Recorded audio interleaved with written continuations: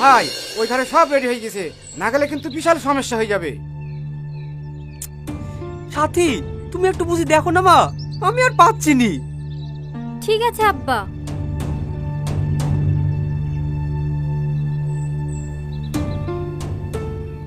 কি রে এখনো বসে আছিস যে? লেজামাটা পরিলে? আমি যাব না। দেখ জেদ করিস নি, আব্বা কথা দিয়ে ফেলেছে। তুই কি চাস আব্বার মান সম্মানে ক্ষতি হোক? দেখি চলে আসবি। দেখতে গেলে তোর বিয়ে হয়ে যাচ্ছে না। লে ভাই লে, জামাটা পরিলে।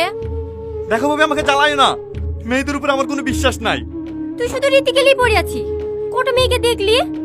আমার হাজারটা মেয়েকে দেখা দরকার নাই, একটা মেয়েকে ভালোবাসি বুঝে গেছি।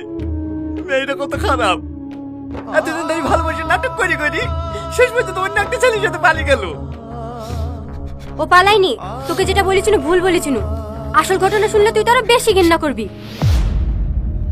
আসল ঘটনা মানে? ও একটা ধর্ষিত মেয়ে, থুবড়ু রাতে রেপ হয়ে হসপিটালে ভর্তি ছিল। তার লেগে তো আমাদেরকে যেতে বারণ করেছে। হ্যাঁ, তাহলে ও কোনো ছেলের সাথে পালিয়ে যায়নি? না। তুমি এই কথাটা আমাকে আগে বলবা না। ছি! আরে আরে, এ কি করছে? ছাড়ো আমাকে।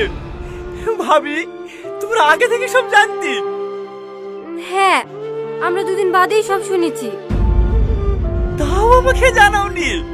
ভাবি, আর কেউ না জানুক, তুমি তো জানো আমি দিকে কতটুকু ভালোবাসি। তাই বলি তুই একটা ওইরকম মেয়েকে বিয়ে করবি?